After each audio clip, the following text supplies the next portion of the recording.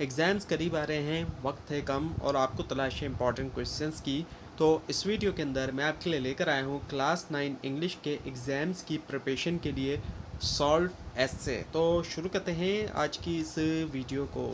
पहला ये कि माई बेस्ट फ्रेंड। अब इस पे आप अपने किसी भी दोस्त के बारे में लिख सकते हैं, लेकिन यहाँ पे आपको एक आइडिया दिया जा रहा है कि स्ट्रक्चर बताया जा रहा है कि किस तरीके से आप लिख सकते हैं। So a best friend is a true companion in life. एक जो अच्छा दोस्त होता है, जो बेहतर दोस्त होता है, वो ट्रू कंपेनियन भी होता है ज़िंदगी के अंदर, सच्चा साथी होता है वो।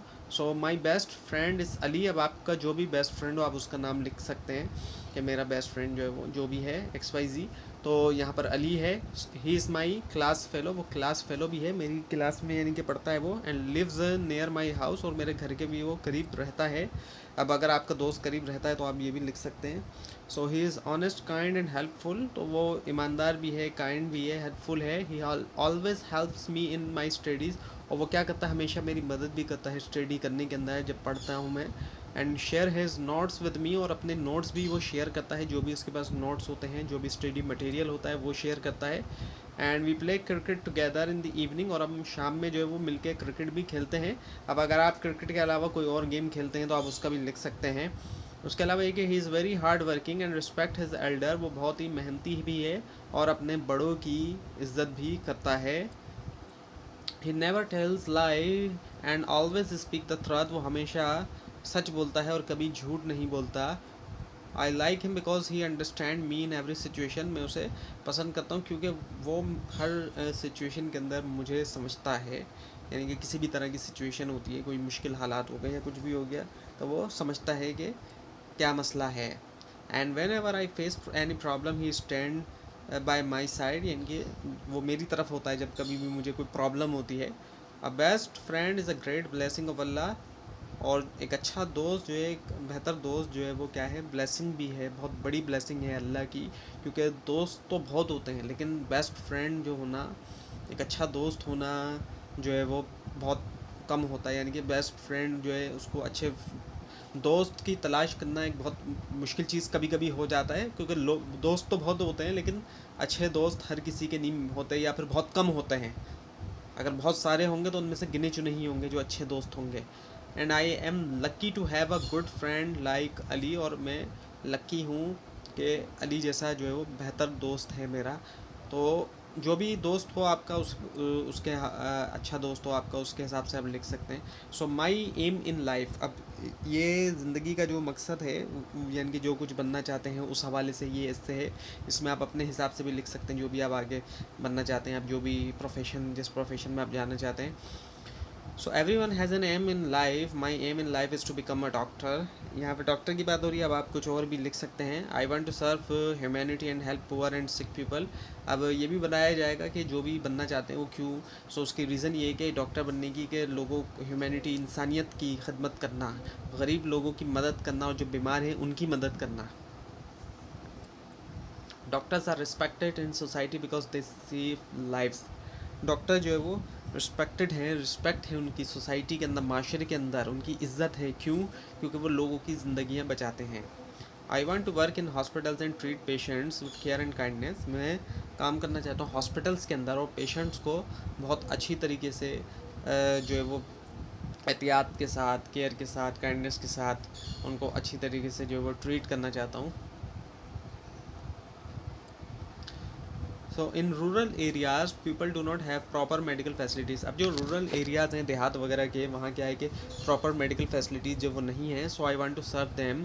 तो मैं उनको सर्व करना चाहता हूँ, उनकी खिदमत करना चाहता हूँ, यानी कि उन इलाकों में। तो आप ये भी लिख सकते हैं कि उन इलाकों में जहाँ पर मेडिकल फैसिलिटीज़ अवेलेबल नहीं है, मैं वहाँ पर सर्व करना चाहता हूँ। To achieve my aim, I am working hard in my studies. और इस एम को पूरा करने के लिए मैं बहुत मेहनत कर रहा हूँ अपनी स्टडीज़ के अंदर, स्पेशली इन साइंस सब्जेक्ट्स में ख़ास तौर पर, क्योंकि डॉक्टर बनने के लिए साइंस जो है वो ज़रूरी है। और इस मोर स्पेसिफिकली अगर हम कहें तो बायोलॉजी जो है वो मेन सब्जेक्ट होता है डॉक्टर बनने के लिए।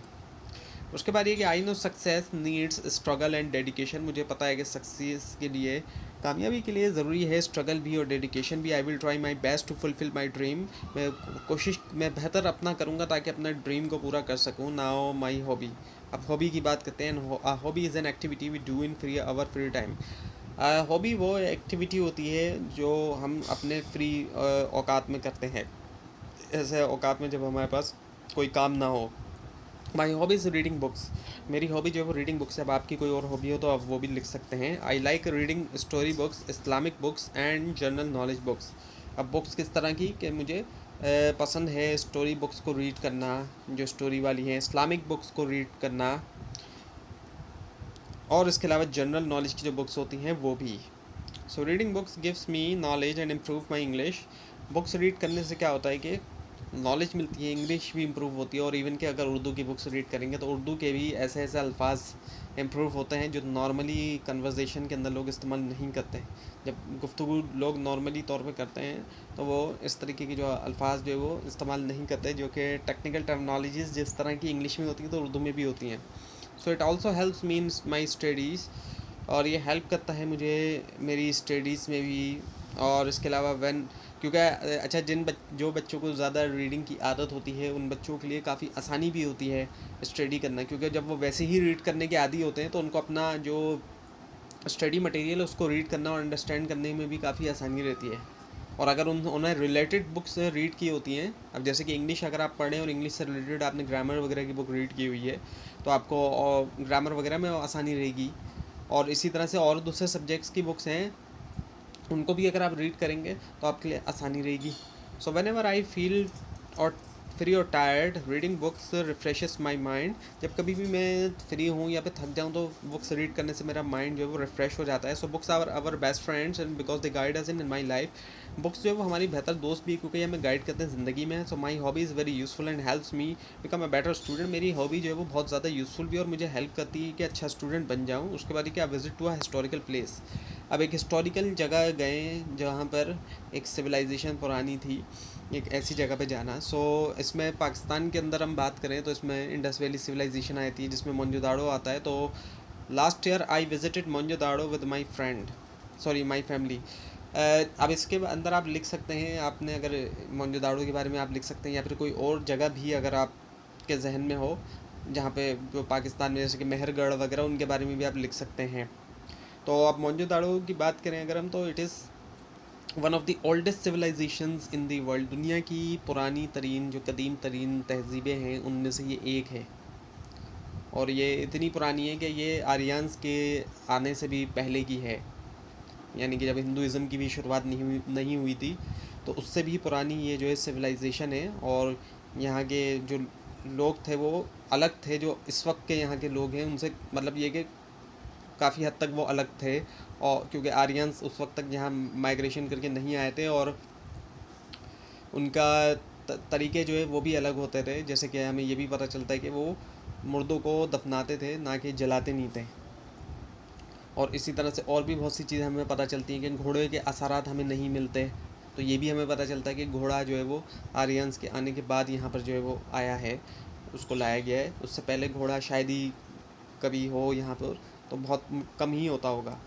उसके बाद ये कि there I saw old ruins, streets and ancient building. और वहाँ पर देखी जितनी भी पुराने जो चीज़ें थी, गलियाँ और एंशियंट जो तारीख़ी जो उनकी बिल्डिंगें थी। और हमें ये भी पता चलता है कि ये जो सिविलाइजेशन और ये जो शहर थे बहुत ही ज़्यादा जो है वो बहुत ज़्यादा डेवलप थे उस दौर के हिसाब से, क्योंकि वेल प्लान थे, पानी जमा नहीं होता था, ऐसी गलियाँ वहाँ की मौजूद थी, प्लानिंग पूरी की पूरी वहाँ थी। तो एक बहुत बड़ी जो है एक सिविलाइजेशन थी, बहुत ही ज़्यादा डेवलप किस्म की एक सिविलाइजेशन थी उस दौर के हिसाब से, जिसका कंपैरिजन जो है हमें, और अगर हम आज के दौर के हिसाब से भी हम करें यहाँ तो भी हमें ये सिविलाइजेशन काफ़ी बेहतर दिखाई देती है। So the guide told us about the history of the Indus Valley civilisation. तो जो गाइड था उसने हमें तारीख़ के बारे में बताया इंडस वैली सिविलाइजेशन की, हिंद वादी की जो सिविलाइजेशन है तो इसकी जो तहज़ीब है इसके बारे में हमें गाइड ने बताया। So it was very interesting to know how people live thousands of years ago. तो ये एक बहुत ही ज़्यादा इंटरेस्टेड चीज़ है कि हज़ारों साल पहले लोग कैसे होते थे, इस चीज़ को जानना। और ख़ास तौर पे ऐसे वक्त को जानना कि जब एक सिविलाइजेशन जो बिल्कुल अलग है, यहाँ अभी की जो हमारी जो सिविलाइजेशन या जो हमारी पिछले 4000 साल की सिविलाइजेशन है ये उससे बिल्कुल अलग सिविलाइजेशन थी, ये उससे भी बिल्कुल अलग थी। So I also visited the museum where pots and tools were kept. वहाँ म्यूज़ियम जो है उस पर विज़िट किया और वहाँ पर जो है वो बर्तन वगैरह और जो वहाँ के औजार थे इस्तेमाल होने वाले वो रखे हुए थे। So this visit increase my knowledge about history. और इस विज़िट से क्या हुआ कि जो तारीख़ के बारे में जो नॉलेज है उसके अंदर जो वो इजाफ़ा हुआ कि इतने हज़ारों साल पहले 5,000 या 6,000 साल पहले वहाँ के लोग कैसे थे और किस तरह रहते थे। आई enjoyed the trip very much. और उस ट्रिप को मैंने इन्जॉय किया बहुत ज़्यादा। So now the importance of education. अब एजुकेशन की जो अहमियत है इसके हवाले से हम ऐसे की बात करें, so education is very important in life. Education जो है बहुत ज़्यादा इंपॉर्टेंट है, अहमियत है इसकी ज़िंदगी के अंदर। It is the key to success. ये कामयाबी की जो है वो कुंजी है, चाबी है। It helps people to understand right and wrong. इसका फ़ायदा ये भी होता है कि इससे हमें एक अंडरस्टैंडिंग मिलती है, लोगों को समझ मिलती है कि क्या चीज़ सही है और क्या गलत है। तो आप देखते हैं कि जो पढ़े लिखे लोग नहीं होते, अनपढ़ लोग होते हैं, उनमें इस चीज़ की समझ बहुत कम होती है कि क्या सही है और क्या गलत है। उसके बाद ये कि an educated person can get a good job and earn respect in society. एक एजुकेटेड शख्स को जो है वो अच्छी जॉब भी मिल सकती है। अब जॉब तो एक ऐसे शख्स को भी मिल सकती है जो पढ़ा लिखा नहीं है, हाथ पैर चलाना है तो वो भी कर सकता है। लेकिन जो एक कॉम्प्लिकेटेड किस्म की जॉब है जिसके लिए कॉम्प्लेक्स किस्म का थिंकिंग जो है वो रिक्वायर्ड है, कुछ क्रिएटिव थिंकिंग रिक्वायर्ड है, या कोई ऐसी के इंटरपर्सनल स्किल्स हैं जैसे कि, या फिर कंसेप्चुअल स्किल्स हैं, वो काम जो है वो एक एजुकेटेड पर्सन को ही ऐसी जॉब जो है वो सूट करती है। वरना हाथ पैर तो कोई भी शख्स चला सकता है। और ऑब्वियसली बात है, उन लोगों ने भी कमाना है, उन लोगों ने भी अपना घर चलाना है। तो जो पढ़े लिखे लोग नहीं हैं वो भी जॉब करते हैं और हाथ पैर चलाने वाली जॉब तो वो भी कर सकते हैं। लेकिन जो कॉम्प्लेक्स किस्म के टास्क होते हैं वो एजुकेटेड लोगों के लिए होते हैं और वही कर सकते हैं। और इसके अलावा ये भी है कि अर्न कर सकते हैं वो रिस्पेक्ट जो सोसाइटी के अंदर। So education remove ignorance and poverty from society. Education की वजह से जहालत को और गुर्बत को ख़त्म किया जा सकता है माशरे से। उसके बाद ये कि it develops skills and improve thinking. Education की मदद से क्या होता है कि स्किल्स भी डेवलप किए जाते हैं और जो सोच है लोगों की वो बेहतर होती है। तो एक जो स्टूडेंट है वो अपने स्किल जो है वो ज़्यादा तेज़ी से पॉलिश कर सकते हैं बामुकाबला ऐसे लोगों के जिन जो एजुकेटेड नहीं हैं। और इनकी जो थिंकिंग है वो भी ज़्यादा इम्प्रूव होती है, बेहतर होती है। And both boys and girls should get education. दोनों ही बॉयज़ एंड गर्ल्स उनको एजुकेशन हासिल करना चाहिए ताकि वो अपनी ज़िंदगी में आगे बढ़ सकें और अपनी ज़िंदगी जो है वो बेहतर गुजार सकें। And government should make education easy and affordable for everyone. अब गवर्नमेंट का क्या काम है कि एजुकेशन को आसान बनाएं और अफोर्डेबल बनाएं हर किसी के लिए। ऐसे रास्ते मतलब ऐसा सिस्टम बनाएं कि हर कोई आसानी से और अफोर्ड करते हुए तालीम जो है वो हासिल कर सके। So education builds a strong nation. Education के ज़रिए ही एक स्ट्रॉन्ग नेशन जो है वो बिल्ड होती है। उसके बाद ये कि माई कंट्री पाकिस्तान। अब इस बारे में भी अगर आता है तो आप किस तरीके से लिखेंगे। So Pakistan is my beloved country, पहले ये बताएंगे। इसके बाद ये came into being on the 14 August 1947। Pakistan जो है बिलव्ड कंट्री है मेरा। इसके अलावा ये कि ये जो है 14 अगस्त 1947 के अंदर वजूद में आया। और Quaid-e-Azam is our great leader. हमारे जो वो बहुत बड़े जो है वो अजीम जो है वो रहनुमा है कायद-ए-आज़म। और इसके अलावा कि Pakistan has beautiful mountain reverse and fertile land. हम देखते हैं कि जो है वो ख़ास तौर पर नॉर्थ की तरफ अगर हम देखें तो हमें दिखाई देता है कि बहुत से खूबसूरत जो है यहाँ पर माउंटेन्स भी हैं। इसके अलावा फिर रिवर्स हमें दिखाई देते हैं, फर्टाइल लैंड्स भी यहाँ पर हमें दिखाई देती है। एग्रीकल्चर जो है वो एक बहुत बड़ा रोल प्ले कर रहा है हमारी इकोनॉमी के अंदर। And people of Pakistan are brave and hard working. हम देखते हैं कि यहाँ के लोग जो है काफ़ी जो है वो उनमें हमें बहादुर लोग दिखाई देते हैं और मेहनत करने वाले लोग हमें दिखाई देते हैं। इसके अलावा ये कि our national language is Urdu. हमारी जो नेशनल लैंग्वेज है वो जो है उर्दू है। और जो एंड रिलीजन इज़ इस्लाम। जो ऑफिशियल रिलीजन है वो भी इस्लाम है और जो मेजॉरिटी का रिलीजन है वो भी जो है इस्लाम है।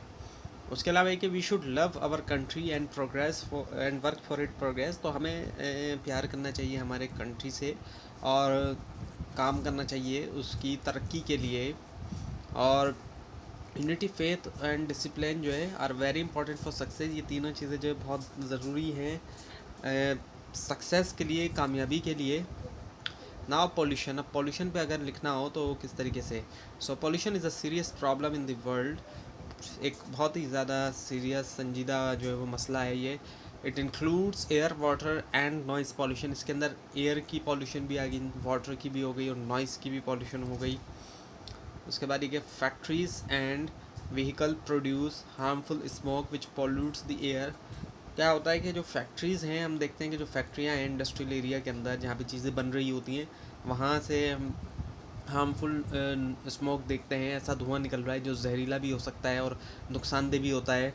और गाड़ियाँ से हम देखते हैं कि उससे भी हमें नुकसानदेह धुआं निकलता हुआ हमें दिखाई दे रहा है, और गाड़ी ख़राब हो जाती है तो बहुत ज़्यादा धुआं उससे निकलना शुरू हो जाता है। तो इस किस्म की चीज़ें हमें देखने में आती है। उससे क्या हो रहा है कि जो एयर है, हवा है, वो गंदी हो रही है, पॉल्यूट हो रही है। इसके अलावा dirty water and garbage spread disease, गंदा पानी हम देखते हैं रोडों के ऊपर जगह जगह जमा हुआ है और कचरा फेंका हुआ है लोगों ने, कहीं पर तो डस्टबिन भी नहीं है, इसी वजह से लोग कचरा भी फेंक रहे हैं ज़मीनों पर, ये भी हो रहा है। तो इस किस्म की चीज़ें देखने से क्या हो रहा है कि स्प्रेड जो है उसमें डिजीज़ स्प्रेड हो रहे हैं, बीमारियां जो है उसमें फैल रही हैं जब इस तरह की गंदगी हम देख रहे हैं। इसके अलावा noise pollution also causes stress and hearing problem, एक और बहुत बड़ा मसला जो हमारे यहाँ पे देखने में आ रहा है कि वो नॉइज़ पॉल्यूशन का है। बहुत ज़्यादा जो है वो शोर बढ़ता जा रहा है। कमर्शियल एरियाज़ में तो अब शोर है ही, लेकिन हम रेजिडेंशियल एरियाज़ में भी देखते हैं, जो रिहायशी इलाके होते हैं जहाँ पे कोई कमर्शियल एक्टिविटीज़ नहीं होती, कारोबारी सरगर्मियाँ नहीं होती, वहाँ पर भी हम देखते हैं कि शोर जो है वो बहुत ज़्यादा हमें दिखाई दे रहा है।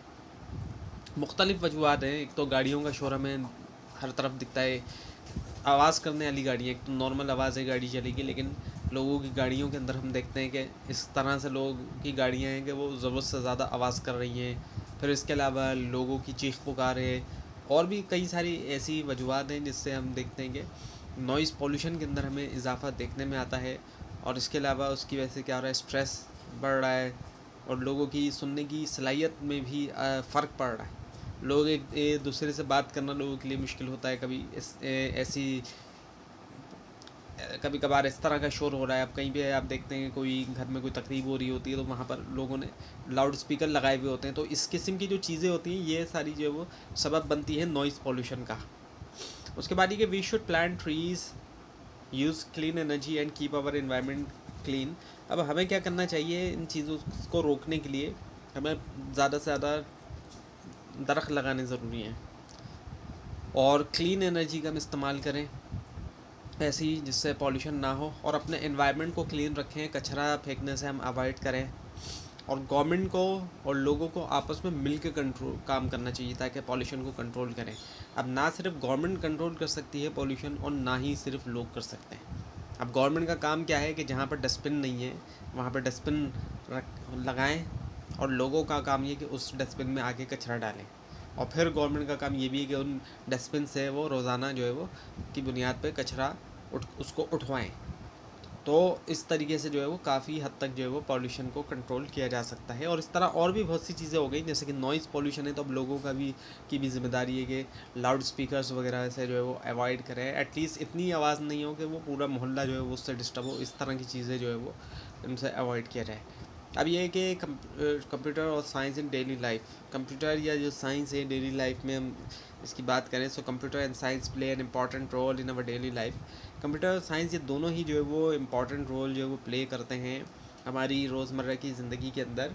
सो computers are used in school, offices, hospitals and banks. हम देखते हैं कंप्यूटर का इस्तेमाल हमें दिखाई देता है, एक तो वो स्कूल्स के अंदर भी हो रहा है, ऑफिसेज जो है, हॉस्पिटल्स में, बैंक्स में। Students use computer for learning and research, और स्टूडेंट्स जो है कंप्यूटर का इस्तेमाल कर रहे हैं सीखने के लिए भी और रिसर्च के लिए भी।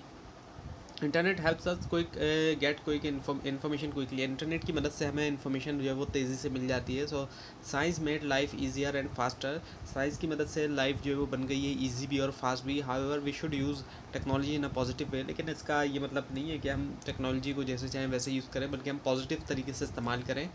And it is a great blessing if use properly, एक बहुत बड़ी चीज़ है ये अगर इसको प्रॉपरली इस्तेमाल किया जाए। नाउ डिसिप्लिन इन लाइफ, और ज़िंदगी के अंदर लाइफ के अंदर जो डिसिप्लिन है उसके बारे में हम ऐसे लिखें तो किस तरह, so discipline means following rules and regulation. Discipline का मतलब क्या है कि रूल्स फॉलो करना और रेगुलेशन फॉलो करना। It is very important for success in life. ज़िंदगी में कामयाबी के लिए जो ये बहुत ज़रूरी है। A discipline person always reaches success. एक डिसिप्लिन वाला शख्स जो हमेशा जो वो सक्सेस तक पहुंचता है, कामयाबी तक पहुंचता है। Discipline is very important in school, home and society. अब ये बहुत ज़रूरी है स्कूल में भी, घर में भी, माशरे में भी। It help us become responsible. ये जो है हमें बनाता है, रिस्पॉन्सिबल बनाता है। हम रिस्पॉन्सिबल सिटीज़न बन जाते हैं, ज़िम्मेदार शहरी बन जाते हैं। Without discipline life become disorganise.